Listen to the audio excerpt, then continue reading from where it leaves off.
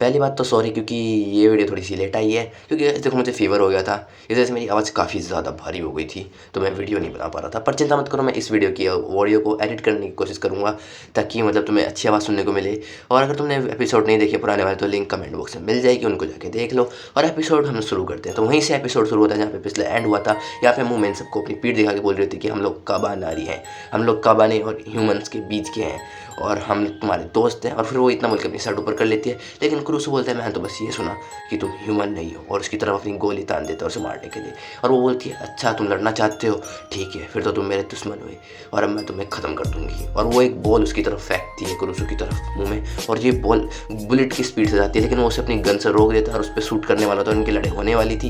लेकिन वहाँ पे लेडी आया आके बोलती है क्रूसो भूलो मत, इन्होंने हमारी जान बचाई थी और इन्हें मत मारो। जिसपे वो बोलता है ये सिर्फ कबाने हैं, हमें इन्हें ख़त्म करना होगा। जिसपे कुमा भी बोलता है हाँ ये सही कह रहे हैं, हम लोग कबाने हैं। और वो ट्रेन से बाहर जाने की कोशिश कर रहा होता है, लेकिन वहाँ पे मुंह में आके उसको पीट देती है और वहाँ पे फेंक देती है, जिससे और बोलती है कि तुम्हारा सिर्फ शरीर कबाने का है, तुम्हारा दिमाग अभी भी ह्यूमन है, तो ये बकवास मत करो और चुपचाप मेरी बात सुनो। और वहाँ पे वो लेडी आयामे को पूछती है कि क्या ये कंकाकू की तरफ जाएगी खटारा, और जिन्हें समझ नहीं आया मैं बता दूँ कंकाकू सबसे ताकतवर आयरन फोर्ट्रेस है यहाँ पे। और वो लेडी आयामे बोलती है हाँ, तो यहाँ पे ये बोलती है ठीक है फिर मैं तुमसे एक प्रॉमिस करती हूँ कि जब तक तुम लोग हमें वहाँ पे छोड़ दोगे, हम इस ट्रेन के इस डब्बे से बाहर तक नहीं आएंगे। और यहाँ पे जो चिकू में वो कुछ बोलने वाला होता है, लेकिन जो मुंह में है वो उसके गलत जगह मार के उसे चुप करा देती है और फिर से उसको मारती है। और इसके बाद वो बेहोश हो जाता है, और वो फिर क्योंकि अभी को वहाँ बेहोश हो गया है, तो वो बाकी सबसे कहती है कि मुझे फ़र्क नहीं पड़ता तुम मेरी बात मानो या ना मानो। और वो लोग चुप हो जाते हैं, और हम लोग देखते हैं यहाँ पे बाकी सब लोग मिलकर ट्रेन को ठीक कर रहे होते हैं ताकि आगे जा सके। और यहाँ पे हम एक बंदे को देखते हैं जो कि वाटर टैंक को ठीक कर रहा होता है, और हमें पता चलेगा ऐसा क्यों है आगे एपिसोड में। और यहाँ पे काजी का सबको खाना बांट रही होती है ट्रेन के अंदर, और सबको यहाँ पे कम सप्लाईज मिल रही होती है, सिर्फ एक ही खाने को मिल रहा होता है क्योंकि इनके पास सप्लाईज बहुत कम है। पर काजी का चुपके से एक औरत के पास जाके उसे दो दे देती है खाने को, और बोलती है कि आप प्रेग्नेंट हो ना, और ये बात काजिका को बताती है, इसलिए वो उसको दे देती है ताकि उसके बच्चे का ख्याल रख सके। और हम लोग देखते हैं यहाँ पे काजिका के पास वहाँ पे जो क्रूसो है वो खाना खाने की कोशिश कर रहा होता है, पर वो उसे रोक देती है और बोलती है अपने गंदे हाथ से खाना मत खाओ। जिसपे क्रूसो उस पर गुस्सा आता है और बोलता है ये मेरा शरीर है, मैं इसके साथ चाहे जो करूँ। जिसपे वो बोलती है कि ये तो शरीर तुम्हारी माँ ने तुम्हें दिया है, और इसे चुप करा देती है। और हम लोग देखते हैं यहाँ पे किसी का एक पूरा सपना चल रहा होता है, राइट गैस कि इकुमा का सपना है, और वो इस डरावने सपने को क्यों देख रहा है, क्यों आते हैं उसे डरावने सपने, एपिसोड में आगे तक देखते रहो पता चल जाएगा। और अपन देखते हैं उसकी आँख खुल गई होती है, और वो अपने आगे मुंह में को देखता है, मुंह में बोलती है देखो तुम्हारे सारे घाव भर चुके हैं, और उसे बताती है कि कबाने की बॉडी अपने आप को बहुत जल्दी हील कर लेती है। जिसपे जो इकुमा है उसे बोलता है कि तुम कंकाकू क्यों जाना चाहती हो, हैं तुम इस पर काफ़ी ज़्यादा इंटरेस्टेड लग रही थी। जिसपे वो बोलती है कि मेरे भाई को मैंने प्रॉमिस करा है, मुझे वहाँ पे बहुत ज़्यादा इंपॉर्टेंट मिशन करना है, मैं तुम्हें बता नहीं सकती वो, बट क्या तुम भी वहाँ पे जाने के लिए इंटरेस्टेड हो। और उससे पूछती है, और वो बताता है कि वो लोग काबाने की रिसर्च में काफ़ी ज़्यादा आगे हैं, तो शायद हम लोग इस काबाने का वायरस का एंटीट्यूड बना सके। और ऐसा नहीं है कि मैं तुम्हारी काबानेरी वाली बात पे यकीन करने लगा हूँ, बट अगर मैं यहाँ पे 3 दिन तक रहा और मेरा दिमाग इंसान का रहा तो काफ़ी अच्छा हो जाएगा। जिस पे बोलती है इसका मतलब तुम मेरे साथ हो, ठीक है अब तुम मेरे साथ चलोगे मेरी शील्ड बन के, क्योंकि जब मैं लड़ती हूँ तो मैं काफ़ी ज़्यादा थक जाती हूँ और मेरा फेस रेड हो जाता है, जिस वजह से मैं लड़ नहीं लड़ पाती, तो मुझे तुम्हें एक शील्ड की तरह रखना पड़ेगा। जिस पे वो मना कर देता है, तो वो उसे घेर देती है काफ़ी जोर से मार के।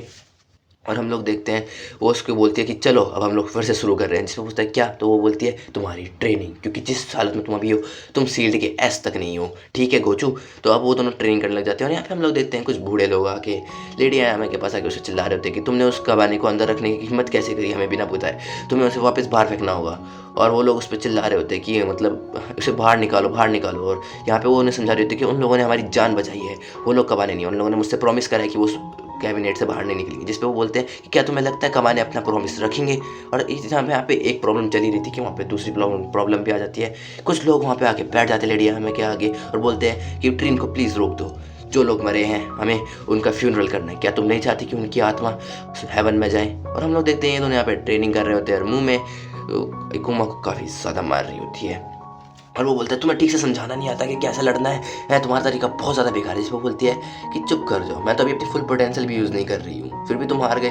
जिस पर वो बोलता है कि तुम्हारे गले में ये चीज़ क्या है। जिस पर वो बोलती है कि ये चीज़ तुम्हारे गले में जो चीज़ है उसकी जैसी है, बस फ़र्क इतना है कि जब मैं इसे निकालती हूँ तो मैं अपना फुल पोटेंशियल यूज़ कर पाती हूँ। और वो इतना बता ही रही होती है, लेकिन तभी मुँह में को कुछ महसूस होता है और वो बोलती है कबाने, और वो वहाँ से भाग जाती है। और हम लोग देखते हैं वो जो उनकी वो डब्बा था उसका दरवाज़ा खोल देती है और आम लोग डब्बे में चली जाती है। और वहाँ पे एक आदमी उस ब्राह्मण औरत को मतलब तंग कर रहा होता है ये बोल के कि मैंने देखा तुम्हारे पास 2 ब्रेड है, तुम्हारे पास वो कहाँ से है। और यहाँ पे एक ये भी स्वॉर्ड लेके आ गई होती है मुंह में, और सब लोग उसको देख के डर जाते हैं और बोलते हैं काबाने काबाने।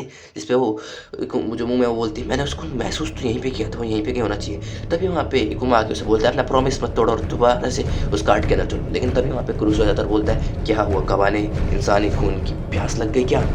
और वो उन दोनों पे गोली चलाने वाला होता है। लेकिन तभी यहाँ पे वो बूढ़े लोग और लेडियाँ में आ जाती हैं और वो मुँह में से बोलती है कि तुमने मुझसे प्रॉमिस किया था तुम अपने डब्बे से बाहर नहीं निकलोगी। जिस पे मुँह में बोलती है मैं तुम्हें समझाना चाहूँ तो भी तुम नहीं समझ पाओगी। और उन दोनों में यहाँ पर लड़ाई होने वाली होती है। लेकिन तभी वहाँ पे एक आदमी आता है और बोलता है कि जो वाटर टैंक है वो ख़राब हो चुका है, तो इस वजह से हम लोग अगले स्टेशन पे जाना इम्पॉसिबल है। और ये वाटर टैंक को यही बंदा ठीक कर रहा था। यूँ लगा लो कि वाटर इनकी ट्रेन का फ्यूल है। और ये लोग अपने वाटर टैंक के पास पहुंच जाते हैं जो कि इनका पेट्रोल पंप लगा लो तुम, और यहाँ पे अपनी ट्रेन को खड़ी कर देते हैं और एकदम गोल चक्कर में मतलब खड़ी कर देते हैं ताकि कबान इन पे हमला ना कर सके।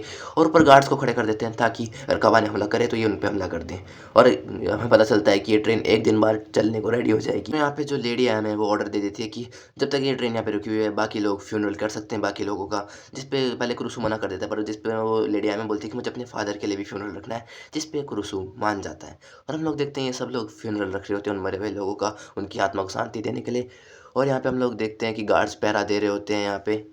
और यहाँ पे क्रूसो भी कुछ करने की कोशिश कर रहा होता है, पर मेरे दिमाग के ऊपर से क्या कर रहा है, शायद से समुराई लोग अपने मरे हुए दोस्तों का मतलब फ्यूनरल ऐसे ही रखते होंगे तलवार आगे करके। मुझे नहीं पता, तुम्हें पता हो तो बता देना। और हम लोग उसी प्रेग्नेंट लेडी को देखते हैं जिसे काफ़ी ज़्यादा तकलीफ हो रही होती है पता नहीं क्यों। और तभी हम लोग देखते हैं मुँह में यहाँ पे एक चीज़ को नोटिस करते हैं कुछ लोग यहाँ पे मुँह में और इकुमा को मारने के लिए प्लान बना रहे होते हैं। और हम लोग यहाँ पे दो लोगों को और देखते हैं जो कि काम कर रहे होते हैं, बट उनमें से एक लड़के का जो साथी है वो वहाँ पे प्रेयर करने में बिजी होता है और वहाँ पे प्रेयर कर रहा होता है अपने मरे हुए साथियों के लिए, जिस वजह से इस लड़के का जो काम है वो रुका हुआ होता है। और हम लोग देखते हैं वहाँ पे वो जो ट्रेन चलाने वाली लड़की है वो आ जाती है और उसकी मदद करने लगती है, जिससे लड़का पूछता है कि तुमने भी किसी को खोया है क्या। जिस पे वो लड़की बताती है कि हाँ मैंने अपने टीचर को खोया है। जिस पे वो लड़का बोलता है अच्छा मुझे तो जान के हैरानी होगी कि तुम्हारे संबंध क्या थे तुम्हारे टीचर से। जिस पे वो लड़की बोलती है कि मुझे तुमसे घिन आती है। जिस पे वो लड़का बोलता है इसी टाइप का तो इंसान हूँ मैं। और फिर हम लोग देखते हैं लोग झगड़ते झगड़ते अपना काम कंप्लीट कर लेते हैं। और हम लोग यहाँ पे देखते हैं कि यहाँ पे मुंह में भी उससे पूछी होती है कुमा से कि क्या तुम किसी के लिए प्रेयर नहीं करोगे। जिस पे वो बताता है कि उसकी फैमिली तो बहुत सालों पहले ही मर गई थी, कबाने ने मार दिया था। जिस पे वो बोलती है तुम्हारी भी सेम स्टोरी है कि कबाने ने तुम्हारी फैमिली को मार दिया। और उससे पूछते हैं कि तुम्हारे हाथ में ये की चीज़ क्या है। जिस पे वो उसे बताता है, अपना ग्लव खोलता है और दिखाता है कि ये एक स्टोन है और उसे उसकी स्टोरी बताता है, जिसमें हम लोगों को जानने को मिलता है कि ये लोग, इसकी एक बहन भी थी और ये लोग नदी में खेल रहे थे, तब इन्हें यहाँ पे 2 हरे रंग के स्टोन मिले थे। और ये बोलता है कि मैंने अपनी बहन को कहा था कि वो दोनों स्टोन को रख दे, पर उसकी बहन ने उसे एक स्टोन दे दिया, बोला कि ये गुड लक चार्म की तरह रहेगा। और उसे बताता है कि 5 साल पहले की बात है, हमारे स्टेशन पर हमला हो गया था कबाने ने और सभी लोग वहाँ से भाग रहे थे और मैं भी वहाँ से भाग रहा था क्योंकि हमारे ऊपर भी कबाने ने हमला कर दिया था। और मैं देखता हूँ जब पीछे मुड़ के तो मेरी बहन के ऊपर एक कबाने हमला कर देता है। और तुम्हें क्या लगता है उसके बेवकूफ़ भाई ने क्या करा उसको बचाने के लिए, वो वहाँ से झूठ बोल के भाग गया कि वो मदद बुला के लाएगा और उसकी बहन नहीं बची। और जब वो वहाँ पे पहुँचा तो उसने देखा कि उसकी बहन अधमरी हालत में है और वो कबाने बनने वाली है। उसकी आंखों से आंसू रुक नहीं रहे थे, वो अपनी बहन के लिए काफ़ी ज़्यादा रो रहा था, पर उसकी बहन तो अब कबाने बदलने वाली थी और अब वो इसे नहीं रोक सकता क्योंकि उसकी बहन तो मर चुकी है। तो वो उसके दिल के पास एक सुसाइड बैग रख देता है और अपनी बहन को मार देता है। और वो बोलता है कि काश मैं उस दिन ना भागा होता, बट अब इसका क्या फ़ायदा क्योंकि अब मेरी बहन तो नहीं रही और इसीलिए मैं इस दुनिया से सारे कबाने को ख़त्म करना चाहता हूँ। जिस पे वो बोलती है कि ये हमेशा से होता है, कमज़ोर हमेशा मर जाते हैं और ताकतवर ज़िंदा रहते हैं।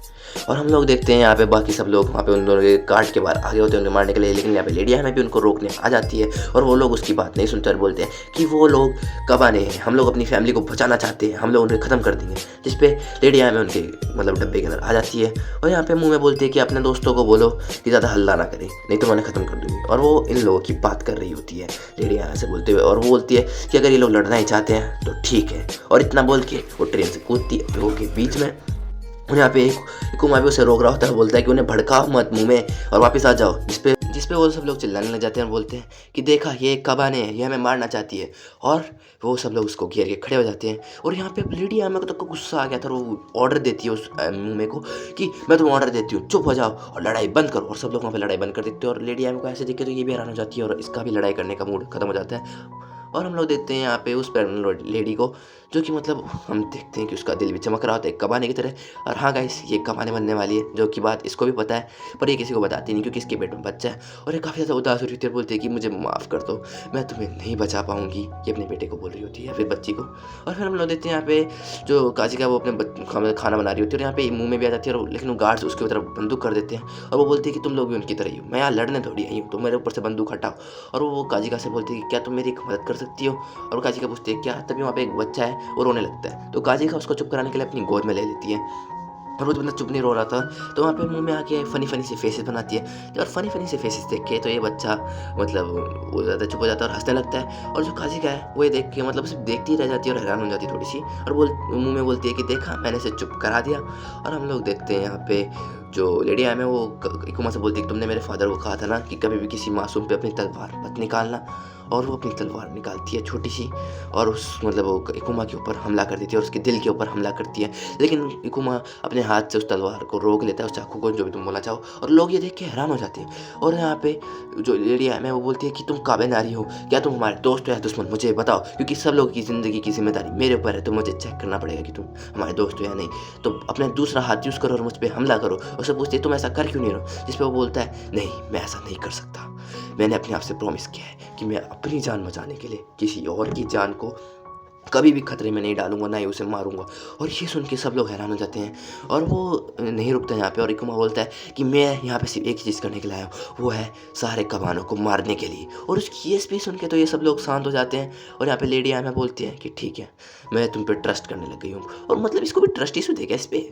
और वो बाकी सब लोगों से बोलती है कि जोक सपाट गई वैसे तो, ये इन सबसे बोलती है कि अगर तुम्हें अभी भी इस पे यकीन नहीं हो रहा है तो तुम खुद आके इस पे अपना मतलब टेस्ट ले सकते हो, और कोई भी इंसान उसके पास आके ये टेस्ट नहीं करता। तो लेडी आयमा अब उसको उसके डब्बे के अंदर आके बोलती है मुझे माफ़ कर दो, मैं तुम पे हमला करा। और उससे पूछती है कि तुम अपने हाथ से मेरा हाथ भी रोक सकते थे, पर तुमने सिर्फ चाकू को क्यों रोका, तुम मुझे ऐसे भी रोक सकते थे ना। जिस पे वो बोलता है लेडी आयमा मुझे नहीं पता कि मैं अपनी पावर को यूज़ कर सकता हूँ कि नहीं, और मैं नहीं चाहता था कि मैं आपको हर्ट करूँ। और उसकी ये बात सुन के ये लड़की तो ब्लश करने लगती है, और जोक सपाट इस चीज़ को शायद पसंद करती है और बोलती है तुम्हें मेरे पे इतना ध्यान देने की ज़रूरत नहीं है, तुम अपने ऊपर भी थोड़ा ध्यान दो। और उसे बोल के यहाँ से जा रही होती है अपने उसकी कार्ट से। लेकिन हम लोग देखते हैं जो इकुमा है उसे कुछ तो होता है, वो एकदम से चिल्लाता है और वहाँ पे वो बेहोश हो जाता है। और लेडी आयमा उसके पास आके बोलती है कि इकुमा क्या हुआ। और यहाँ पे मुँह में भी काफ़ी सारे बच्चों के साथ बैठी होती है दूसरी तरफ और खेल रही होती है उनके साथ, और अब बाकी सारी औरतें भी उससे नहीं डर रही होती हैं। और वो बोलती है मुँह में कि बच्चों के साथ खेलना काफ़ी ज़्यादा फ़न है ना।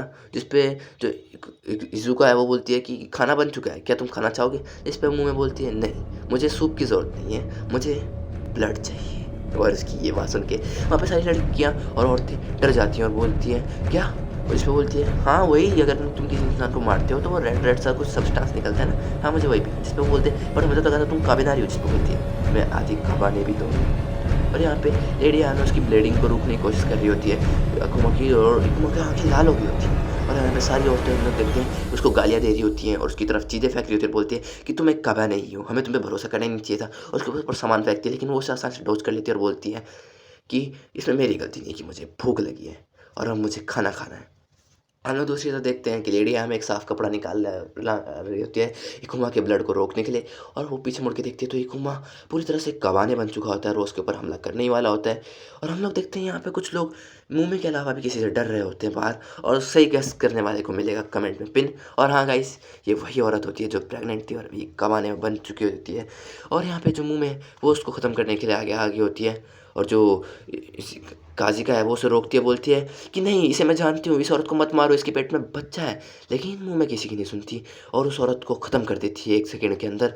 और यहाँ पे वो औरत मर चुकी होती है, वैसे तो पहले ही मर गई थी क्योंकि वो एक कमाने बन चुकी थी। और यहाँ पे काज़िका बोलती है कि वो एक प्रेग्नेंट औरत थी, तुम उसे कैसे मार सकती हो?